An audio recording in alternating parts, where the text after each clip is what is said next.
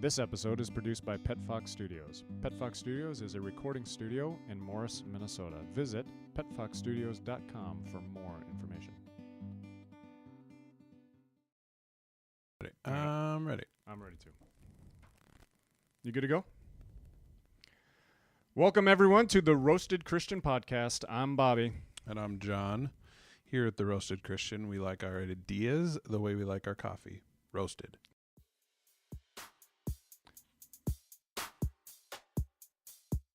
To the Roasted. You are the Roasted. You are a Roasted listener. Thank you so much for joining us today as John and I talk about some pretty cool things. But, Johnny, what did you bring me for coffee today that I'm consuming? Yeah, this is actually one of my home roast. It's from El Salvador. I don't know what it's called. Complex, tasty, nutty, caramely, full city. Is that your name of it? I have no idea. There's I'm a lot just throwing of out random adjectives. Yeah. All right, so if I take a good sip here. Listen to that swill. I could drink that most days. Most days. It unfortunately is getting just for past peak. Yeah, I'm used to like 1 to 2 days, week at the most, old. Okay. And this is getting on like 10 days. Okay. So I can tell, but obviously I can't. I'm a snob. Yeah. So this is pretty good, John. Did you do anything different in your roasting technique of the bean, or is this your normal air popcorn popper? Air popcorn. $20 popcorn popper so that I don't have to spend hundreds on it. Batch size is about 1 to 2 ounces. 2 ounces if I really push it. And I think I did a half a pound that way. So basically 7-ish minutes per batch. Just wait until the second crack just starts and dump it out into the pan and That's do good. it all over again. I'm digging it. I'm digging the coffee. Sweeto. All right. So how was your week? Pretty awesome. You were sick a little bit yesterday. Yes. I got better. And then my night involved Skyping. Okay. With someone in Argentina. Really? Yes. Uh-oh. Well, let's put it this way. Our friend Mike Giordano knows everyone. Mm-hmm. And so I was Mike like, G. I don't know anybody in Argentina. And he's like, I know a guy. I know a guy. So he hooked me up. I became friends with him on Facebook, and we spent like over an hour talking about Argentina. So there's a lot of backstory to that, but our listeners won't get any of it. Yeah, probably not. But Mike G, he knows a guy, so he's not like the dude. Would you consider him like the guy inside prison who could get you anything? He can get you anything. He knows a guy or he knows a way. Yep, just let him know what you need. Hopefully, Mike listens to this and got a good laugh out of it. Yeah, you'll owe him though. Yeah, that's true. You're always in debt to the guy who knows how to get you Absolutely. anything. Yeah, that's true. And he's Question probably is got whether someone. or not it's worth it. Yeah, he's probably got someone with muscles who can carry out those Oh, threats. yeah. Oh, yeah. A guy named Guido who likes to break thumbs. That's probably true. All right, so today's topic is for our fresh roast is going to be swearing. So just a little disclaimer for our listening audience. This will be an explicit podcast. So you will hear probably at least me. I don't know if Johnny's going to go there, but Bobby's going to go there. I'm going to swear. There's going to be some American culturized swear words that you are familiar with that I'm going for. And maybe some Spanish ones on the side that you aren't familiar with. There we go. And I got a couple Italian ones too. I could probably throw in. But so just for our listeners, when we get to that segment, we're going to be, it's going to be explicit. So if you want to skip now, I'm not going to be offended, but deep down I really am. We think we have good things to say about it. So maybe keep your kids away, but listen in if you like. Yeah, absolutely. So, and plus the idea, the challenge your thinking, challenge our thinking, and I love listener feedback on what you think about this topic. So, anything else going on? Oh, I just got my MacBook back like 30 minutes ago. I had to send it in. So I've been a PC guy my entire life and just got a MacBook for work. and it's just the MacBook, so it's not the Pro, and it's the lightest, smallest one. It's smaller and lighter than the MacBook Air, and it only has a USB-C port on it. One port. One ladies port. and gentlemen. It's wonderfully light. I love this box. I am so Macifying. But I got junk inside the port, so the charger won't go in all the way. So I had to send it in. FedEx comes, they pick it up. They had it over the weekend. It was the long weekend, Memorial Day weekend. They shipped it last night at 7 o'clock, priority one day, and it got here at noon. I'm ecstatic. The thing now works like a dream. Are you Shout out to ecstatic Apple. or ecstatic? Johnny, don't... I Just want to clarify. So I don't even know what the answer really is. You caught me. That's what I was At least getting at. I know espresso and espresso, at least the difference of that. I'm not I going to applaud you. I'm not going to get the X of that, but I don't even know what the correct word is. Ecstatic. Ecstatic. Yep. Okay, so I'm ecstatic. Yay. Yeah, so shout out to Apple, who's not a sponsor. We don't have any, but love the product, love the customer service they gave. So, yeah. Anything else, John? I'm ready to start swearing. Sweet. Let's get into the fresh roast. So for me, it seems like in Christian culture, you're either in the ultra conservative sphere where any slip of the tongue whatsoever, You better repent. you're right just now. going to hell. Yeah. If If you're careening off a cliff Yep. in your car and There you are go, no oh shit! And there are no excuses. On the other hand, we have some. So am I going to hell for just saying that right now? Well, we'll get into that, I All guess. On the other hand, there seem to be more progressive Christian culture that we do have some ties to. And on that end of the spectrum, it seems like if you are not okay swearing, you are just not quite free enough. Yeah, you can't be free if you don't. Come don't on, let, man! Like, don't let the F-bomb what's fly. holding you back?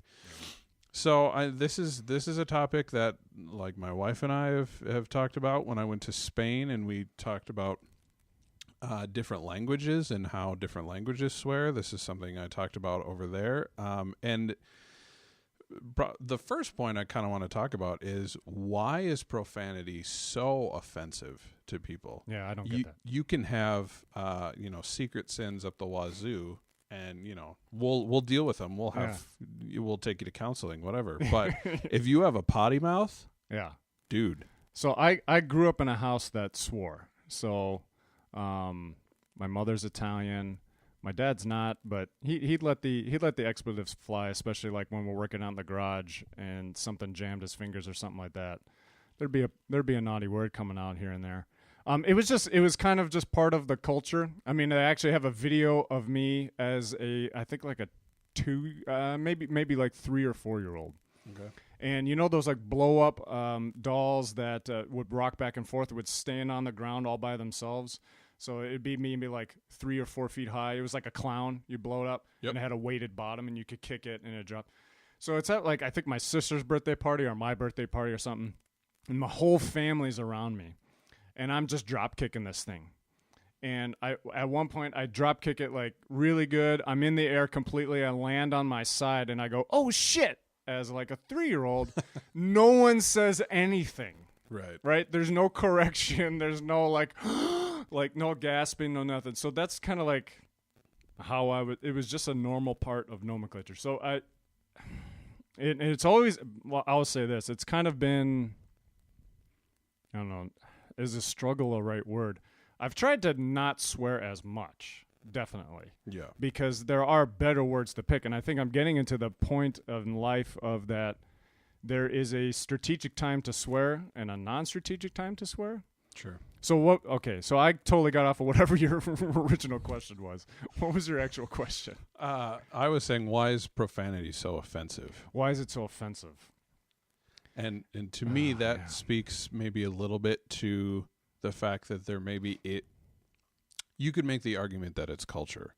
And I think I would probably make that argument. yeah. So you could, and I will. I will say culture. So, all right. So you would disagree if I were to say that there is something inherent in these words that make people react when they hear them? Yes. Okay. I don't think the word ass has like an inherent bad meaning because it also didn't used to. Like ass is also a donkey. Right. Read C.S. Lewis, yo. Right, exactly. So read the Bible, yo.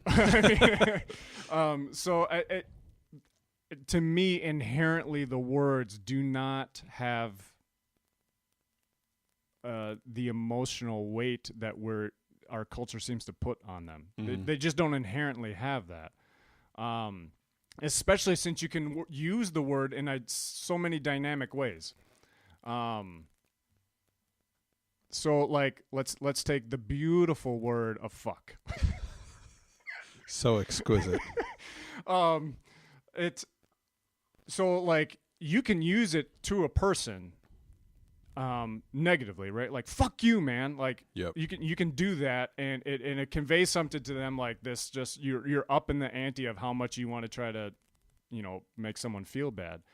But you can also be like, dude, that's fucking awesome. Like, and people are like, yeah, and they get jazzed about it. So it brings, I think what that word or other swear words or profanity use is it ups the intentionality of the phrase.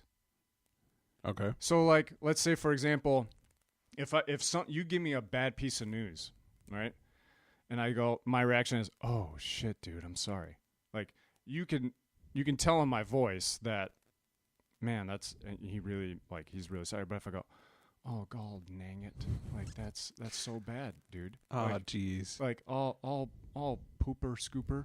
Like I'm so sorry. Like what? Like I don't know. There's something about a good oh shit that just people can feel it with you. Mm-hmm. And I'm also saying this though from a person who grew up in a culture where when you say that it conveyed the feeling instead of all the negative stuff that other even like right. So you were actually coming from a place where it could be seen as a positive. Yes. So that's why I don't know how they all the time, 100% of the time can be just this inherently negative thing. Inherently, they're not negative, right? Whereas the N-word, to me, you don't even want to say it. Exactly. We were just talking about that off the air. Is like, well, are you going to say it, Bob? And I'm like, well, probably shouldn't, because if I just say the N-word, you know, what I mean and how bad it is, because I don't feel even comfortable saying it. That's how bad that word is. That word 100% of the time is derogatory. Yeah. Yep. You can't now, get away from now, it. granted, there's the an identification of the culture of retaking that word, like black culture, retaking over that word and using it in a position of power. Yep. I understand that perspective, right? But we are not in that position. I'm not in that position. And 99% of Americans probably don't know how to really use that word in that type of way. And all throughout history, it has been a negative, inherently word, right? Yep. To be offensive. Like the word itself is designed to offend you. Yeah. Well, and I would go farther even and say that probably one of our major failings as a country, and maybe even internationally in the past couple centuries, has been racial prejudice. Yeah. And so I could see maybe in 500 years or something, the word has less effect. But right now, it's like, yeah, there's no way. So how do we treat then? Because I think I agree. There are, I think cultures and languages have literally just invented words where there were none in order to express frustration or even joy. I mean, basically just extremes. And offense too. Like we create there. I was reading some like just random weird what other cultures say to try to offend other people, like to the max. And so we do. They can be used that way too. But yeah, go ahead. I was just going to touch on Spanish a little bit. It's I like to look at languages and how things evolve and become constructed, and that's swearing is naturally just one of those areas that is just kind of fascinating for me, actually. The way that, like, the Spaniards, we say go to hell if we're mad with somebody or whatever. They think that that's hilarious. Oh, really? Yeah. They're like, what is that? Like, that's just a place you'd visit on Tuesday or whatever. Like, it's really not that offensive. And I would agree. They probably have a restaurant on the local block called Hell or something. Yeah. Go to hell. Well, I'll go later. Like, no, I'm not going it's now. all full. I haven't made a reservation. Yeah. But they instead say, go to the shit. As if that's a place. Yes. To me, like, the literal translation makes no sense, but for them, they'll say that till they're blue in the face. I mean, that makes them feel just spectacular. Can they do they say that like as an like in an exclamation type way, like, go to the shit, that's awesome? Like, do they say that? No, or is it more always just kind of like, they pretty much have substituted it for go to hell. Okay. I mean, they use it in the same way. Okay. The other interesting one is the F word is not as strong there. Okay. They have an equivalent, joder, but they... so for instance, the guy I was talking to yesterday, strong Christian, talking about like Baptist church and stuff, couldn't think of the right English word, and he's like, "Joe, man," and I'm like, "Wait, that was the F word." Yeah, but he doesn't care, man. And like, so, like, there's just different emphases, you know. Yeah. And so I really do think it is cultural. However, the other one I wanted to hit because I think it's hilarious is one of their stronger ones is cabron, which is just goat. So if you call somebody a goat in Spanish, like, boy, that's hefty. So don't ask me why. Yeah. I believe this is also true. Like in England, the word fanny. Yeah, that's a little. I think it's dirty. I think it's dirty. It's talking about a woman. Yep. Okay, it's dirty. But we use that as a name for people here. Right. Like, her name is Fanny. Fanny, get in the cab, and you're like, and I've heard of stories of someone say, "Hey, Fanny, get in the cab," and like the English people there are like, "Wow, they must have really an abusive relationship." Yeah, that must be really bad. They must not like each other. Yep. So yeah, I don't know how it can't be cultural, since you just give all these the examples in of themselves. It's a developed word, like. We created a word in order to convey this type of meaning, but any word can be twisted. Any word can be taken. Right. Any word over time can assume some type of emotion with it. But intrinsically, the word isn't bad. Where we've had there are other key words throughout history that intrinsically just are bad. Yep. The N word, in my mind, is the clearest example. I don't know of any others, but. Yeah, I don't know. Okay, so the logical next step, because this is the roasted Christian. Yeah. We recognize that these words are just culturally offensive and they have no inherent bad qualities about them. That said, they are culturally offensive. Yeah. So how do we... So should you mind the culture, like be mindful of it and try to avoid it? But I think in that argument then is sort of there's leeway for both. There has to be. Because like you said, there are potential positives. Well, like, okay, so I played baseball throughout high school and college. And a baseball culture is definitely, well, probably I would say a lot of sports cultures are, especially the locker room language. If you've played sports, you know what I'm talking about. Well, any shot of a football coach on Sunday afternoon. Right, exactly, right? You're swearing. I mean, it's just that's a part of the culture. Now, when I was going through college, I tried to limit as much of my swearing as possible in order to be countercultural, to be seen as different, to be more of a light in where I thought it was dark. Because I'm not a fan of saying the F-bomb every 4 words. Like, let's be honest, it gets old. Yeah. I mean, there's a more intelligent way to say things, but my point in swearing is that sometimes that is the best word to use. because it conveys the emotion that everybody can clearly understand. Well, maybe not everybody clearly understands, but in my family, if I say it, it clearly conveys something, and they know it. But the way it can be overused in like a baseball setting or something, the F word, it just doesn't mean anything anymore, and you just sound like a mumbling idiot. Yep.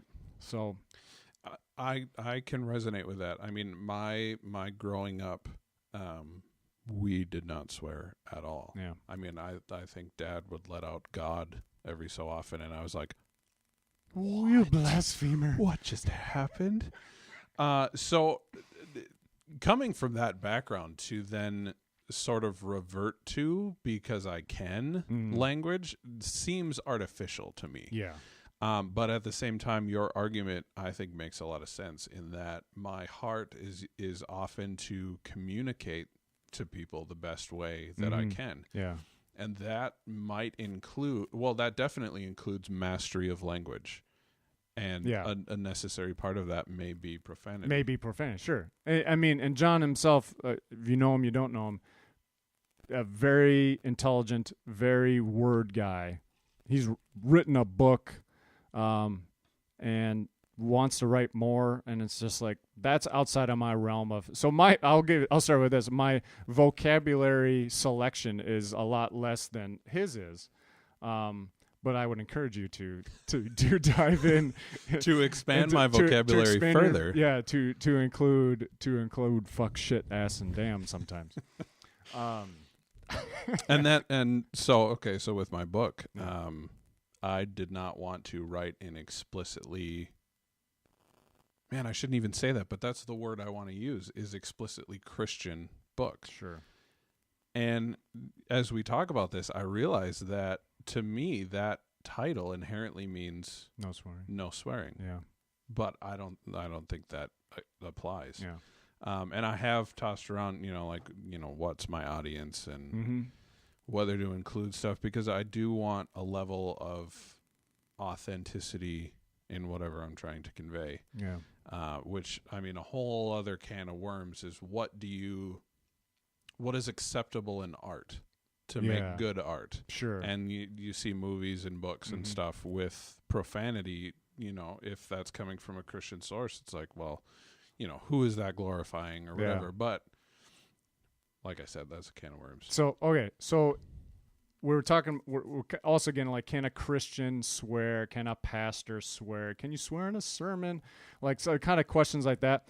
So scripturally, there are a couple just, I don't know, go-to references about unwholesome talk. So in Ephesians 4:29, we have, do not let any unwholesome talk come out of your mouths, but only what is helpful for building up others according to their needs, that it may benefit those who listen. And in Matthew 15:11, what goes into a man's mouth does not make him unclean, but what comes out of his mouth, that is what makes him unclean. So now I'm going to try to make a weird maybe delineation. Now, okay, there is definitely a time when how you use my four swear words I've just conveyed over here, F, S, A, and D. Fads. The fads can be unwholesome, just for the sake of unwholesomeness. I don't think necessarily like Paul and Jesus was quoted in the Matthew are explicitly saying swear words. I think they're, when he's talking about cleanliness and uncleanliness, he was contradicting the Pharisees about what is clean and unclean. But unwholesome talk is probably more about each other, and more about the community, and more about how you position yourselves in front of others and what you say. So here we go. Here's my one word example. Cock. That's not necessarily profanity, or is it? I don't know. Good question. But it's just like, it's a slang term that always just has negative to it. Sure. Because I think the exception to fucking shit is they can convey positive emotions as well. But like, cock just doesn't. I don't know. It seems like if you're a person who says that a lot, or slang terms that just always have this real, I don't know, dirty, negative connotation to them. That seems like you're just that's almost like what almost feels like what's coming out of you is unclean. Yeah. Like there's a part of you that's just dirty and you like saying just dirty words for dirty words' sake. Yep. So, I mean, do you see that? I guess my question is, does what I'm saying make sense?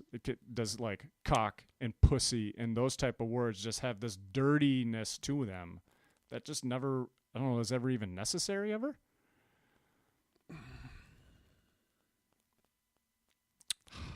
That's a long silence. I don't even know what to think about that. I would agree. I would be more inclined to forgive the fads than I would. What do they call those? Anatomical Producer, look that up. slang.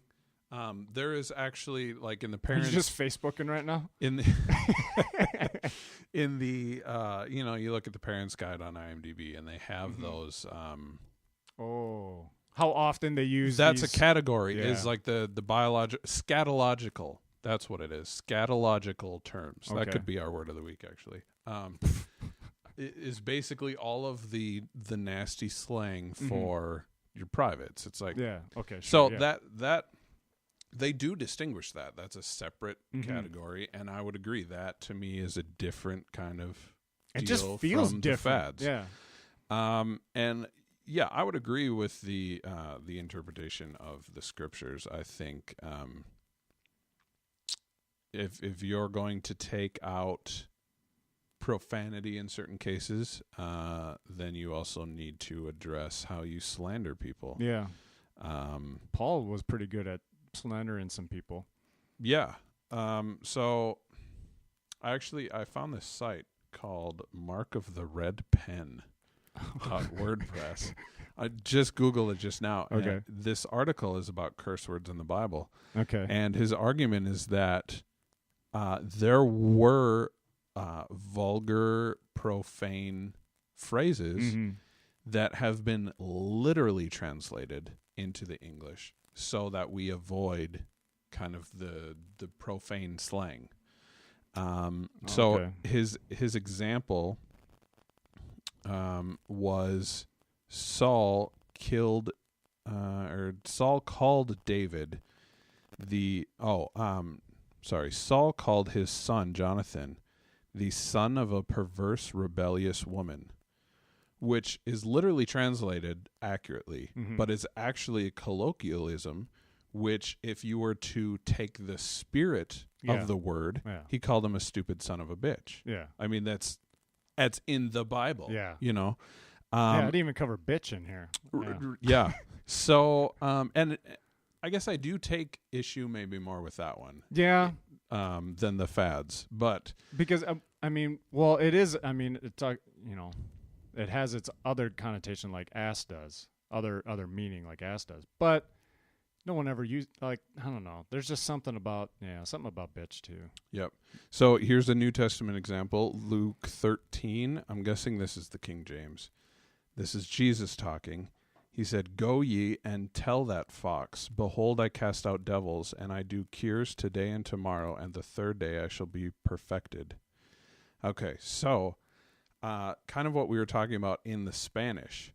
Now, if you were to translate cabron into English, he called the guy goat. So what? Yeah, like, exactly. What's wrong with there's goat? no harm in that. Yeah. Like he was just calling him a goat. Come on, like. I mean, it might be a little derogatory, but is it a swear word? Yeah. Well, Jesus just called Herod a fox. Yeah. What's wrong with calling a fox? Yeah. I mean, we got Pet Fox Studios Right. producing this episode today. Shout out to Pet Fox Studios. And so in that day, at least it looks like the thrust of this article is saying that probably was derogatory to the point of profane. And that was right out of Jesus' mouth. Sweet. So when I get to heaven, are Jesus and I going to give high fives? That's and one go, of my hell questions, yeah! man. Are we going to give a hell yeah to heaven? No, probably not. Oh man! But it does beg the question: Yeah. Is there a place for strong language for the Christian? It sounds like we're both saying yes. I think so. But you have to be.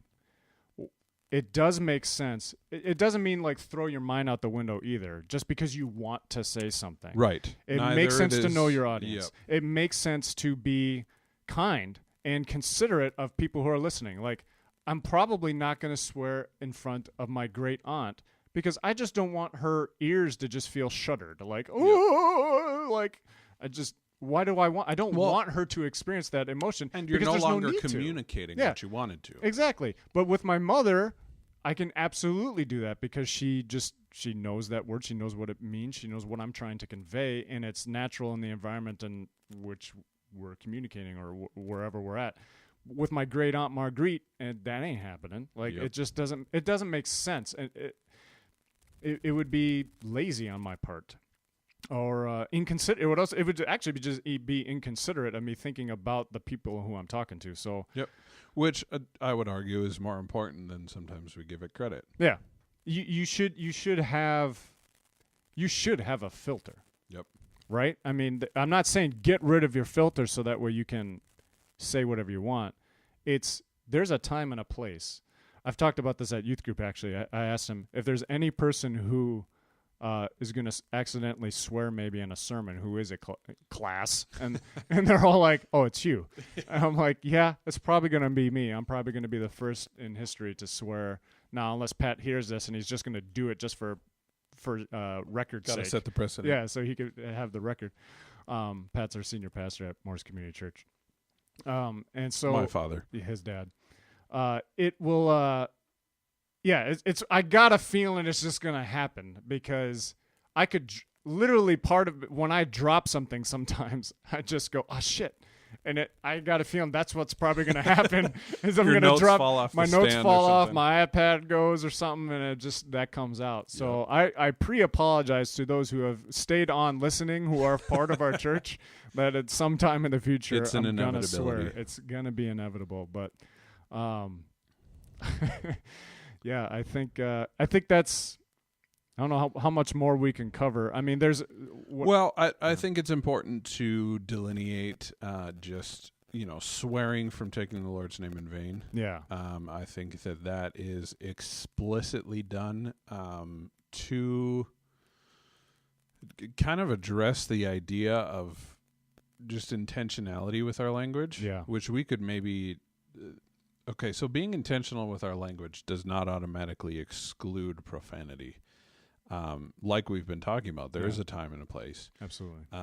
We want to communicate. We want to be considerate, and sometimes that does mean a loving slap in the face to people. Yeah. Wake them up. Yeah. I don't think that ever applies to, goddamn and Jesus Christ and all that kind of stuff. Agreed. I think our primary consideration should be the Lord. Yes. And our relationship with him. Yeah. And I would also say for you, if you're not comfortable going to that level with someone to slap him in the face, be like, dude, wake the fuck up. Like, if you're not comfortable saying that, don't say it. I'm comfortable saying that, as you can tell. Bobby was eager coming into this episode. I also know, though, there are certain kids that I disciple that I shouldn't say that to. Yeah. Yep. And I can wake them up in a different way. Well, and what I want to kind of pay attention to, and my thought process for this whole subject is how much of what we say and what we do is just an attempt to blend in. Sure. So I don't have a problem with you swearing.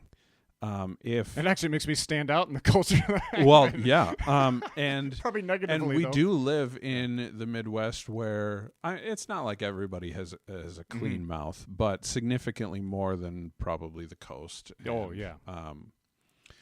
So I lost my deal. You were talking about blending in. Yeah. So are we? Like, I don't have a problem if you swear, and if not even if it's tasteful. I mean, it's just. I'm not going to be offended. But if a Christian or a new Christian especially is hanging on to that kind of lifestyle as a protection or camouflage or what have you, like I said before, I think our primary consideration should be our relationship with the Lord.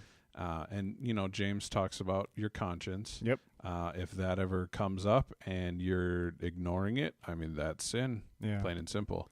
Oh, so I forgot about this. I became a Christian in college in 2003. Yeah, fall 2003. I became the administrator of the InterVarsity Christian Fellowship organization on campus, I think like the following year. We go to this like training for IVCF staff people at your campuses. And it was actually for the Minnesota one, it was really close to town. And I get there, and I'm in with the other administrators of their org. I'm learning about this website that we can use and stuff, and the guy who built it. And apparently I'm saying damn like left and right in the meeting. And to me, that wasn't even a swear word. Like sure.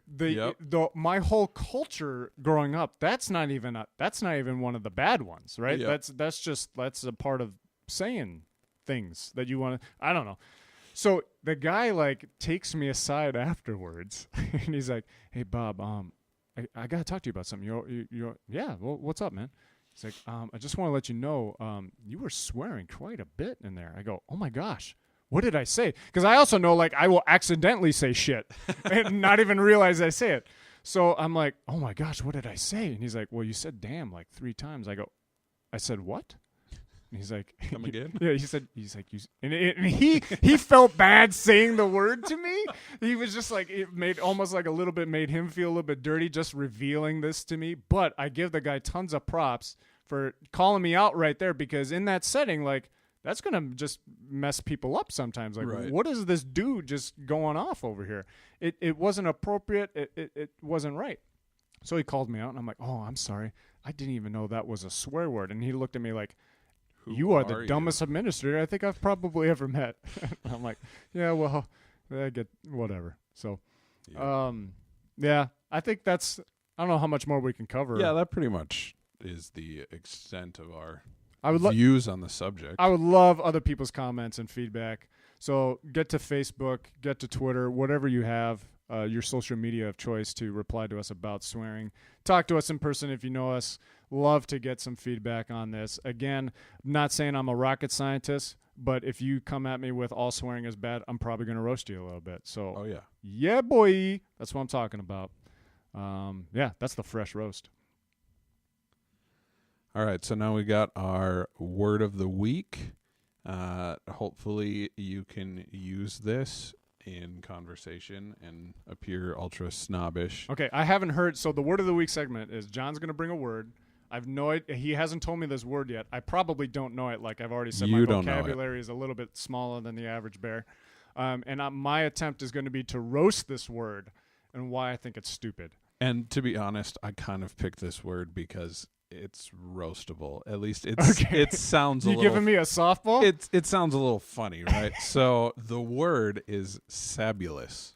All right. Should I guess what I think sabulous means? You can go for it. This is like, what's that, Balderdash? Is that the game where you guess the definition of words? Okay, I'm getting a nod. Okay, so it's Balderdash. Sabulous. It is the state in which captains on a ship would want the rest of their crew to feel when things aren't going his way. He wants people to feel sabulous. That's highly creative and entirely wrong. Okay. It is close. You sure it wasn't close? Pretty sure. Okay. Sabulous. It's an adjective, sandy or gritty. So you can use that for the beach when you go out in the hot weather and you're gonna go swimming. Man, my shoes feel so sabulous. Yep. Okay. Pretty much. Already we got the alliteration of crappiness going there. Shoes feel so sabulous with the sand that's in the seashore. Dumb. Okay, here's why this word is dumb. Sabulous. One, I've never even heard of anyone giving a different word than sandy or gritty to describe sandy or gritty. Rough, textured, coarse. Those are other words I would maybe use to describe sandy or gritty. Mm-hmm. Sabulous. It's too long. Fair enough. Okay, sandy, gritty. Like you know what I'm talking about, right? I could walk up to anybody probably I know and say, sabulous and they don't know what I'm saying. Great words mean nothing if no one knows what they mean. Exactly. Was that just We're like trying profound? to- Was that Mark Twainable profoundness? Words don't mean anything Keep trying, Bob. if people don't know what they mean. If you say them and nobody knows what they mean. Right. So the goal of the word of the week is to get all of our thousands of listeners familiar with these words so that we Yes. can use them and not feel like total a-holes. So, okay. So extra credit points just to the first person to use sabulous in the next podcast. I mean, just think of it this way. Fabulous, sabulous. Sand in your shoes is the most unfabulous thing. Okay, Exactly. I hate the beach. It is the opposite of fabulous. Yeah, I was born in Florida and moved to I feel Minnesota. sorry for you. You should. We're going to have segments about Florida in upcoming podcasts. But I was born in Florida, moved here when I was 10. I hate the beach. It is awful. Mm-hmm. I probably hate more just maybe they're like, oh, you haven't been to the right beach. You're probably right because I've been to Florida beaches. They all suck, right? There's just something always inherently nasty about a Florida beach. Like, make sure you wear really thick shoes because you're probably going to step on a needle somewhere, okay? Yee. That's just been my experience. You can be contrary to that, but I don't care. Your beaches suck, Florida, okay? Sabulous is probably, maybe I should get to know this word a little bit more because that is my whole experience of anything on the beach is making me sad, and I'm sabulously sad because sand, who likes sand in places sand shouldn't be? Anybody? Because it inevitably goes there. It's going there, right? It's everywhere, right? Why do you think Florida houses all have white tile everywhere? So they can sweep the sand out because if they didn't have tile and they all had carpet, it's going to be everywhere and you're never getting it out. Sand, don't go to the beach. This is what I'm saying. Find something better than a beach. It's okay to swear. Don't go to the beach. It's okay to swear. Don't go to the beach. Find a way to use sabulous this week in your daily conversation. And maybe even reply on Facebook on how you used it in a sentence.